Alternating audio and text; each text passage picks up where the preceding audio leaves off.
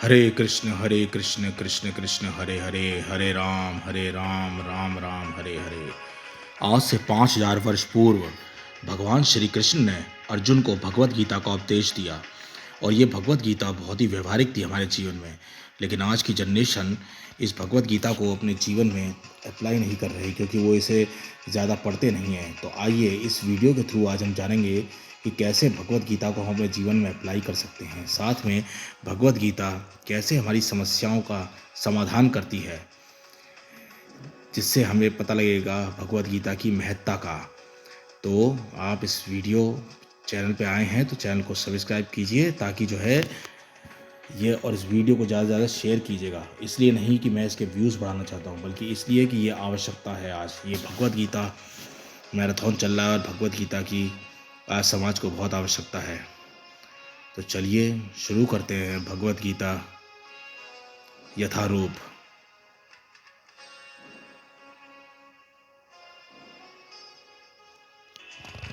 क्या आपको बहुत ज़्यादा गुस्सा आता है, आपके अंदर एंगर भरा हुआ है, क्रोध? तो देखें भगवत गीता इसके बारे में क्या कहती है।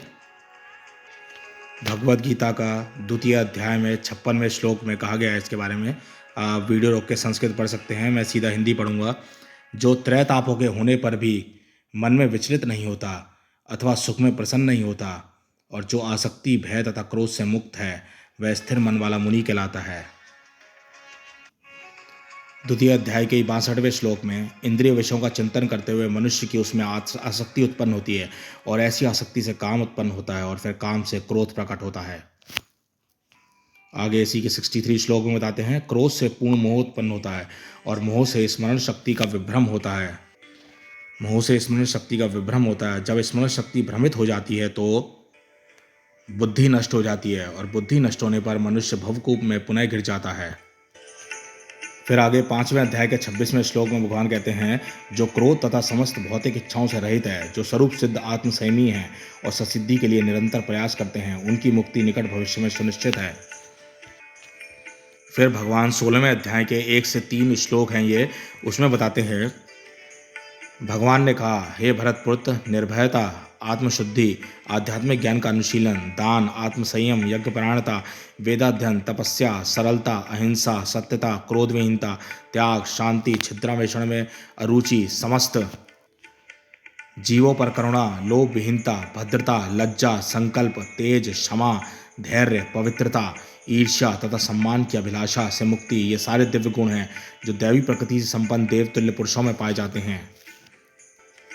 फिर आगे इसी 16वें अध्याय के 21वें श्लोक में क्रोध पर बताते हैं भगवान, इस नरक के 3 द्वार हैं, काम, क्रोध तथा लोभ। प्रत्येक बुद्धिमान व्यक्ति को चाहिए कि इन्हें त्याग दें, क्योंकि इनसे आत्मा का पतन होता है। अगला विकार हमारे अंदर भरा हुआ है फियर, हमें डर लगता है। तो भगवत गीता इसके बारे में क्या बताती है। 4वें अध्याय के 10वें श्लोक में भगवान कहते हैं, आसक्ति भय तथा क्रोध से मुक्त होकर मुझ में पूर्णतः तन्मय होकर और मेरी शरण में आकर बहुत से व्यक्ति भूतकाल में मेरे ज्ञान से पवित्र हो चुके हैं। इस प्रकार से उन सबों ने मेरे प्रति दिव्य प्रेम को प्राप्त किया है। फिर आगे 11वें अध्याय के 50वें श्लोक में बताते हैं भगवान, संजय ने धृतराष्ट्र से कहा, अर्जुन को इस प्रकार कहने के बाद भगवान कृष्ण ने अपना असली चतुर्भुज रूप प्रकट किया, और अंत में 2 भुजाओं वाला अपना रूप प्रदर्शित करके भयभीत अर्जुन को धैर्य बनाया। फिर 18वें अध्याय के 30वें श्लोक में भगवान बताते हैं, हे प्रथापुत्र, वह बुद्धि सतोगुणी है जिसके द्वारा मनुष्य यह जानता है क्या करणीय है और क्या नहीं है, किससे डरना चाहिए और किससे नहीं, क्या बांधने वाला है और क्या मुक्ति देने वाला है। फिर आपको विकार लस्ट सताता है, काम वासना है, तो देखें भगवत गीता क्या कहती है इसके बारे में। भगवान भगवत गीता के 3रे अध्याय के 37वें श्लोक में बताते हैं, श्री भगवान ने कहा, हे अर्जुन, इसका कारण रजोगुण से संपर्क से उत्पन्न काम है, जो बाद में क्रोध का रूप धारण कर लेता है, और जो इस संसार का सर्वभक्षी पापी शत्रु है। फिर आगे 3रे अध्याय के 41वें श्लोक में फिर भगवान बताते हैं, इसलिए हे भरतवंशियों में श्रेष्ठ अर्जुन, प्रारंभ में ही इंद्रियों को वश में करके इस पाप के महान प्रतीक काम का दमन करो, और ज्ञान तथा आत्म साक्षात्कार के इस विनाशकर्ता का वध करो। फिर आगे इसी के 3रे अध्याय के 43वें श्लोक में बताते हैं, इस प्रकार हे महाबाहु अर्जुन, अपने आप को भौतिक इंद्रियों, मन तथा बुद्धि से परे जानकर और मन को सावधान आध्यात्मिक बुद्धि कृष्ण भावनामृत में से स्थिर करके आध्यात्मिक शक्ति द्वारा इस काम रूपी दुर्जय शत्रु को जीतो। फिर 5वें अध्याय के 22वें श्लोक में भगवान बताते हैं, बुद्धिमान मनुष्य दुख के कारणों में भाग नहीं लेता जो कि भौतिक इंद्रियों के सत्संग से उत्पन्न होते हैं। हे कुंती पुत्र, ऐसे भोगों का आदि तथा अंत होता है, अतः चतुर व्यक्ति उनमें आनंद नहीं लेता। फिर 16वें अध्याय के 21वें श्लोक में बताते हैं भगवान, इस नरक के 3 द्वार हैं, काम, क्रोध तथा लोभ। प्रत्येक बुद्धिमान व्यक्ति को चाहिए कि इन्हें त्याग दे, क्योंकि इससे आत्मा का पतन होता है। अगला है, क्या आप कंफ्यूज रहते हैं? आपके अंदर बहुत कंफ्यूजन है, भ्रम है, तो देखें भगवद गीता इसके बारे में क्या कहती है। दूसरे अध्याय के 7वें श्लोक में अर्जुन बोल रहा है, अब मैं अपनी कर्मण दुर्बलता के कारण अपना कर्तव्य भूल गया हूँ और सारा धैर्य खो चुका हूँ। ऐसी अवस्था में मैं आपसे पूछ रहा हूँ, जो मेरे लिए श्रेष्ठकर हो उसे निश्चित रूप से बताएं। अब मैं आपका शिष्य हूँ और आपका शरणागत हूँ, कृपया मुझे उपदेश दें, क्योंकि अर्जुन कंफ्यूज हो गया था। भगवान यह तीसरे अध्याय के दूसरे श्लोक में बताते हैं फिर आगे, आपके व्याह मिश्रित अनेकानिकर्थक शब्दों से, उपदेशों से, ये अर्जुन ही बोल रहा है, से मेरी बुद्धि मोहित हो गई है, अतः कृपया करके निश्चय पूर्वक मुझे बताएं, इनमें से मेरे लिए सर्वाधिक श्रेष्ठकर क्या होगा। ये अर्जुन फिर पूछ रहा है। भगवान ये 18वें अध्याय के 61वें श्लोक में बताते हैं, हे अर्जुन, परमेश्वर प्रत्येक जीव के हृदय में स्थित है और भौतिक शक्ति से निर्मित यंत्र में सवार की भांति बैठे समस्त जीवों को अपनी माया से घुमा भरमा रहे हैं। क्या आप अपने आप को फीलिंग गिल्टी या फीलिंग सिंफुल महसूस करते हैं, पापपूर्ण? तो देखें भगवत गीता क्या कहती है इसके बारे में। भगवान श्री कृष्ण ये 4थे अध्याय के 36वें श्लोक में बताते हैं, यदि तुम्हें समस्त पापियों में भी सर्वाधिक पापी समझा जाए तो भी तुम दिव्य ज्ञान रूपी नाव में स्थित होकर दुख सागर को पार करने में समर्थ होगे। फिर 4थे अध्याय के 37वें श्लोक में ही आगे बताते हैं, जैसे प्रज्वलित अग्नि ईंधन को भस्म कर देती है, उसी तरह हे अर्जुन, ज्ञान रूपी अग्नि भौतिक कर्मों के समस्त फलों को जला डालती है। फिर आगे 5वें अध्याय के 10वें श्लोक में बताते हैं, जो व्यक्ति कर्म फलों को परमेश्वर को समर्पित करके आसक्ति रहित होकर अपना कर्म करता है, वह पाप कर्मों से उसी प्रकार अप्रभावित रहता है जिस प्रकार कमल पत्र जल से अस्पृश्य रहता है। फिर 9वें अध्याय के 30वें श्लोक में भगवान बताते हैं, यदि कोई जघन्य से जघन्य कर्म करता है किंतु यदि वह भक्ति में रत रहता है तो उसे साधु मानना चाहिए, क्योंकि वह अपने संकल्प में अडिग रहता है। फिर 10वें अध्याय के 3 श्लोक में भगवान बताते हैं, जो मुझे अजन्मा अनादि समस्त लोगों के स्वामी के रूप में जानता है, मनुष्यों में केवल वही मोहरहित और समस्त पापों से मुक्त होता है। फिर 14वें अध्याय के 6 श्लोक में बताते हैं भगवान, हे निष्पाप, सतोगुण अन्य गुणों की अपेक्षा अधिक शुद्ध होने के कारण प्रकाश प्रदान करने वाला है और मनुष्य को सारे पाप कर्मों से मुक्त करने वाला है। जो लोग इस गुण में स्थित होते हैं वे सुख तथा ज्ञान के भाव से बंध जाते हैं। और फिर 18वें अध्याय के 66वें श्लोक में भगवान कहते हैं, समस्त प्रकार के धर्मों का परित्याग करो और मेरी शरण में आओ, मैं समस्त पापों से तुम्हारा उद्धार कर दूंगा, डरो मत। आगे प्रैक्टिसिंग फॉरगिवनेस, कैसे माफ़ करें, क्षमा करने वाली जो है, इसके बारे में क्या बताती है भगवत गीता। 11वें अध्याय के 44वें श्लोक में भगवान बताते हैं, आप प्रत्येक अर्जुन कह रहा है, आप प्रत्येक जीव द्वारा पूजनीय भगवान है, अतः मैं गिरकर सादर प्रणाम करता हूँ और आपकी कृपा की याचना करता हूँ।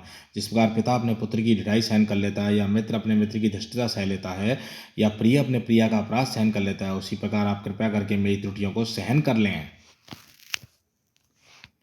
आगे भगवत गीता के 12वें अध्याय के 13 और 14 श्लोक में बताते हैं, जो किसी से द्वेष नहीं करता लेकिन सभी जीवों का दयालु मित्र है, जो अपने को स्वामी नहीं मानता और मिथ्या अहंकार से मुक्त है, जो सुख और दुख में संभाव रहता है, सही सुने और सदैव आत्मतुष्ट रहता है, आत्मसंयमी है, तथा जो निश्चय के साथ मुझे में मन तथा बुद्धि को स्थिर करके भक्ति में लगा रहता है, ऐसा भक्त मुझे अत्यंत प्रिय है। इसी से ही प्रैक्टिस फॉरगिवनेस आएगी।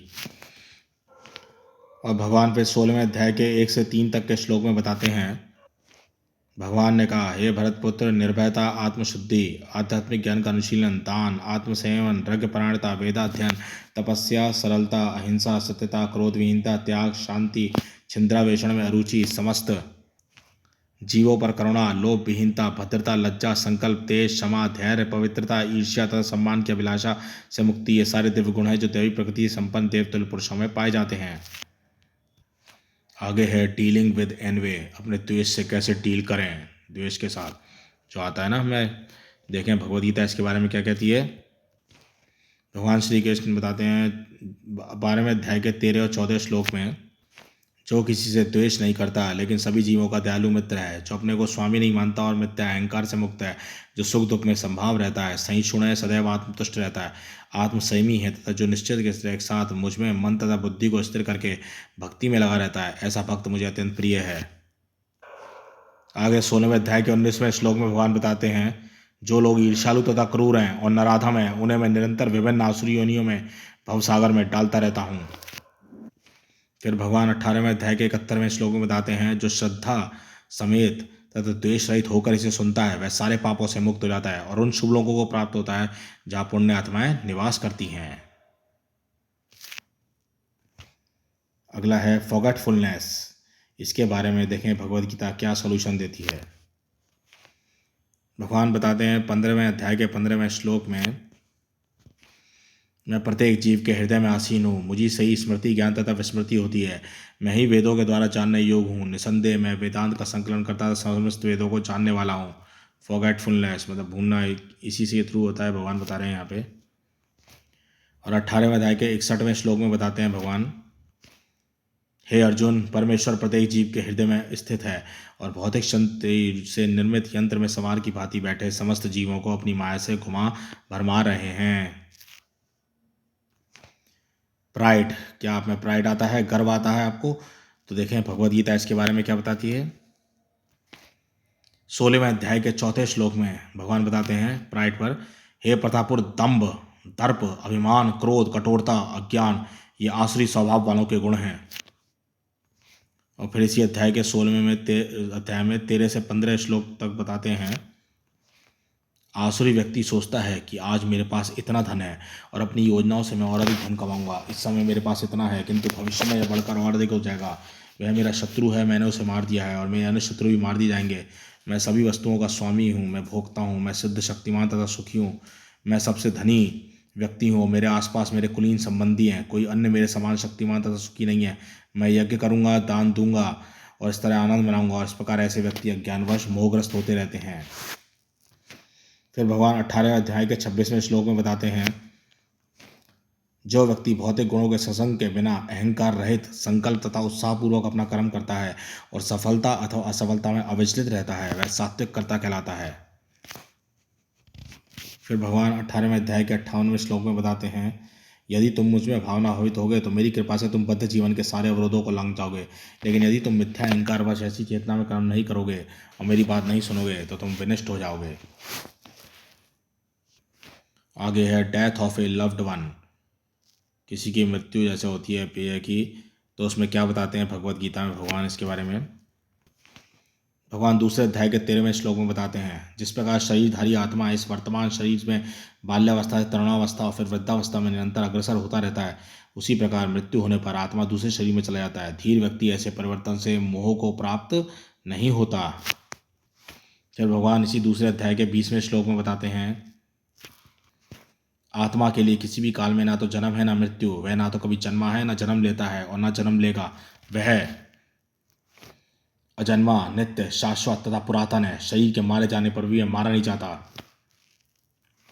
फिर भगवान दूसरे अध्याय के 5वें श्लोक में बताते हैं, जिस प्रकार मनुष्य पुराने वस्तुओं को त्याग कर नए वस्त्र धारण करता है, उसी प्रकार आत्मा पुराने तथा व्यर्थ के शरीरों को त्याग कर नवीन भौतिक शरीर धारण करता है। दूसरे अध्याय के 25वें श्लोक में भगवान बताते हैं, यह आत्मा अव्यक्त, अकल्पनीय तथा अपरिवर्तनीय कहा जाता है, यह जानकर तुम्हें शरीर के लिए शोक नहीं करना चाहिए। फिर भगवान 27वें श्लोक में बताते हैं, जिसने जन्म लिया है उसकी मृत्यु निश्चित है और मृत्यु के पश्चात पुनर्जन्म भी निश्चित है, अतः अपने अपहार कर्तव्य पालन में तुम्हें शोक नहीं करना चाहिए। आगे है ग्रीड, क्या आपके अंदर लालच भरा है, लोभ भरा हुआ है? तो क्या बताते हैं भगवद गीता इसके बारे में। 14वें अध्याय के 17वें श्लोक में भगवान बताते हैं, सतोगुण से वास्तविक ज्ञान उत्पन्न होता है, रजोगुण से लोभ उत्पन्न होता है, तमोगुण से अज्ञान, प्रमाद और मोह उत्पन्न होता है। 16वें अध्याय के 21वें श्लोक में भगवान बताते हैं, इस नरक के 3 द्वार हैं, काम, क्रोध तथा लोभ। प्रत्येक बुद्धिमान व्यक्ति को चाहिए कि इन्हें त्याग दे, क्योंकि इनसे आत्मा का पतन होता है। तो ये जो है श्लोक जो है काम के लिए भी रिपीट हुआ था, लस्ट के लिए, और क्रोध एंगर के लिए भी रिपीट हुआ है, या लोभ के लिए भी रिपीट हो रहा है ये श्लोक, इन्हें त्याग दे, इनसे आत्मा का पतन होता है। फिर भगवान बताते हैं 17वें अध्याय के 25वें श्लोक में कि मनुष्य को चाहिए कर्म फल की इच्छा किए बिना विविध प्रकार के यज्ञ तप दान को तत्शब्द कहकर संपन्न करे। ऐसी दिव्य क्रियाओं का उद्देश्य भवबंधन से मुक्त होना है। आगे है सीकिंग पीस। क्या आप शांति देख रहे हैं, शांति को ढूंढ रहे हैं? तो देखें भगवत गीता क्या बताती है इसके बारे में। दूसरे अध्याय के 66वें श्लोक में भगवान बताते हैं जो कृष्ण भावनाओं में परमेश्वर संबंधित नहीं है उसकी ना तो बुद्धि दिव्य होती है ना ही मन स्थिर होता है। जिसके बिना शांति की कोई संभावना नहीं है, शांति के बिना सुख हो भी कैसे सकता है। फिर इसी दूसरे अध्याय के 71वें श्लोक में भगवान बताते हैं जिस व्यक्ति ने इंद्रिय तृप्ति की समस्त इच्छाओं का परित्याग कर दिया है, जो इच्छाओं से रहित है और जिसने सारी ममता त्याग दी है तथा अहंकार से रहित है, वही वास्तविक शांति को प्राप्त कर सकता है। फिर चौथे अध्याय के 39वें श्लोक में भगवान बताते हैं जो श्रद्धालु दिव्य ज्ञान में समर्पित है, जिसने इंद्रियों को वश में कर लिया है, वह इस ज्ञान को प्राप्त करने का अधिकारी है और इसे प्राप्त करके वह तुरंत आध्यात्मिक शांति को प्राप्त होता है। फिर 5वें अध्याय के 29वें श्लोक में बताते हैं भगवान मुझे समस्त यज्ञों तथा तपस्याओं का परम भोक्ता, समस्त लोकों तथा देवताओं का परमेश्वर एवं समस्त जीवों का उपकारी एवं हितैषी जानकर मेरे भावना अमृत से पूर्ण पुरुष भौतिक दुखों से शांति लाभ करता है।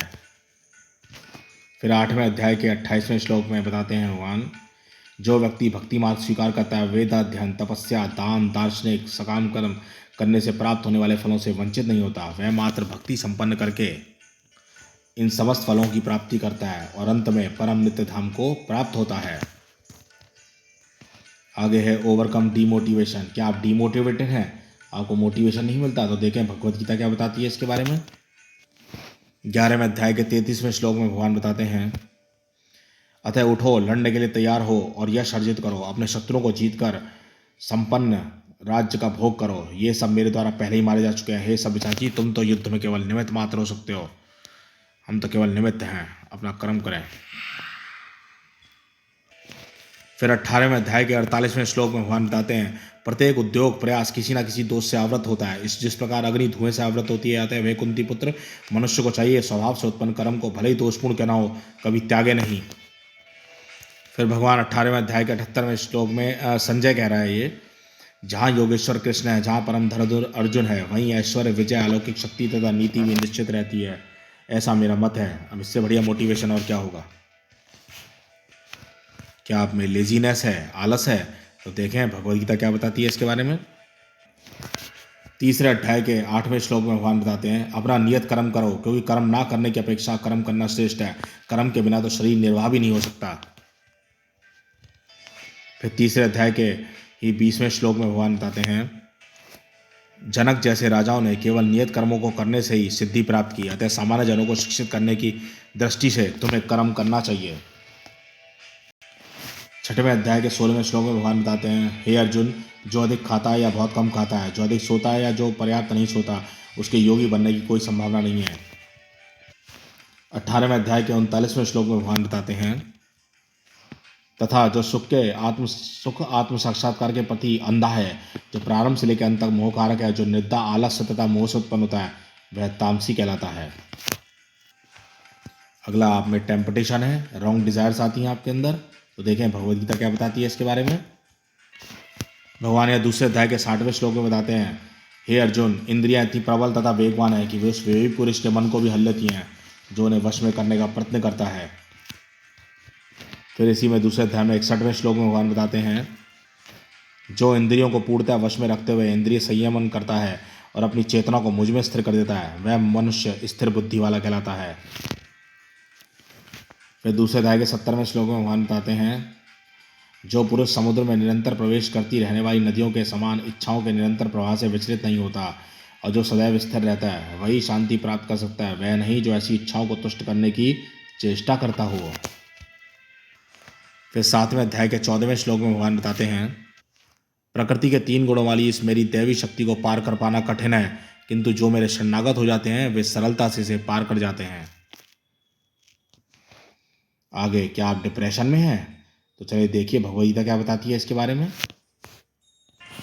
दूसरे अध्याय के 3रे श्लोक में भगवान बताते हैं हे प्रतापुत्र, इस हीन नपुंसकता को प्राप्त मत हो, यदि तुम्हें शोभा नहीं देती।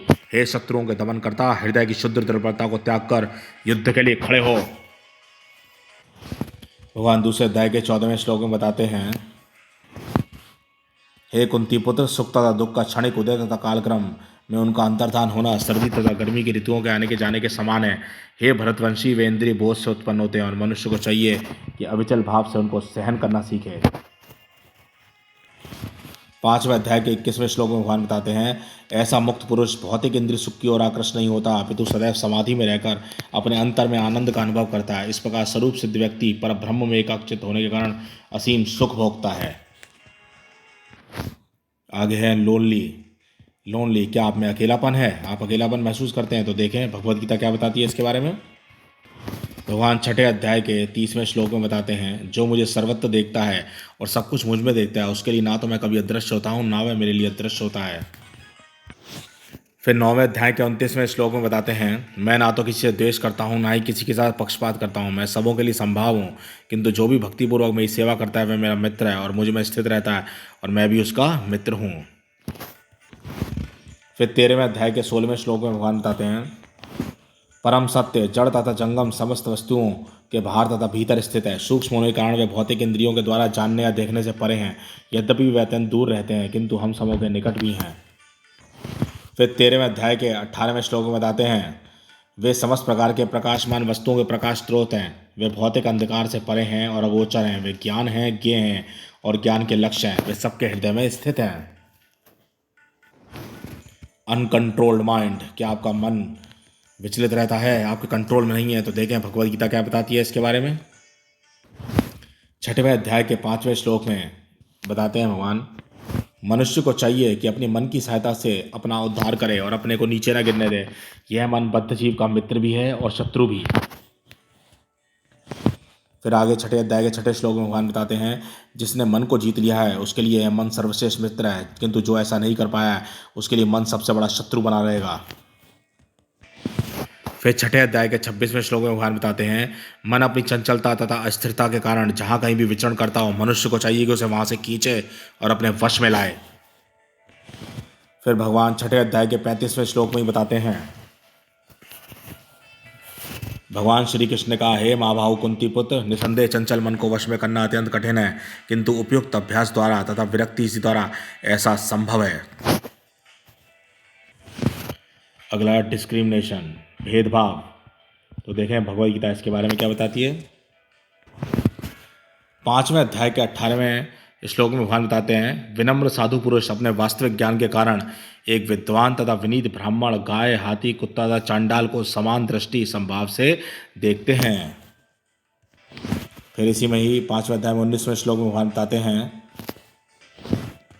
जिनके मन एक तत्व तथा समता में स्थित हैं, उन्होंने जन्म तथा मृत्यु के बंधनों को पहले ही जीत लिया है। वे ब्रह्म के समान निर्दोष हैं और सदा ब्रह्म में ही स्थित रहते हैं। फिर 6ठे अध्याय के 32वें श्लोक में भगवान बताते हैं, हे अर्जुन, वह पूर्ण योगी है जो अपनी तुलना से समस्त प्राणियों को उनके सुख तथा दुखों में वास्तविक समानता का दर्शन करता है। फिर 9वें अध्याय के 29वें श्लोक में भगवान बताते हैं, मैं ना तो किसी से द्वेष करता हूँ, ना ही किसी के साथ पक्षपात करता हूँ, मैं सबों के लिए संभाव हूँ, किंतु जो भी भक्तिपूर्वक मेरी सेवा करता है वह मेरा मित्र है और मुझ में स्थित रहता है, मैं भी उसका मित्र हूँ। लूजिंग होप, क्या आप आशा खो चुके हैं? तो देखें भगवद गीता क्या बताती है इसके बारे में। 4थे अध्याय के 11वें श्लोक में बताते हैं भगवान, जिस भाव से सारे लोग मेरी शरण ग्रहण करते हैं, उसी के अनुरूप मैं उन्हें फल देता हूँ। हे पार्थ, प्रत्येक व्यक्ति सभी प्रकार से मेरे पथ का अनुगमन करता है। 9वें अध्याय के 22वें श्लोक में भगवान बताते हैं, किंतु जो लोग अनन्य भाव से मेरे दिव्य स्वरूप का ध्यान करते हुए निरंतर मेरी पूजा करते हैं, उनकी जो आवश्यकताएं होती हैं उन्हें मैं पूरा करता हूँ और जो कुछ उनके पास है उसकी रक्षा करता हूँ।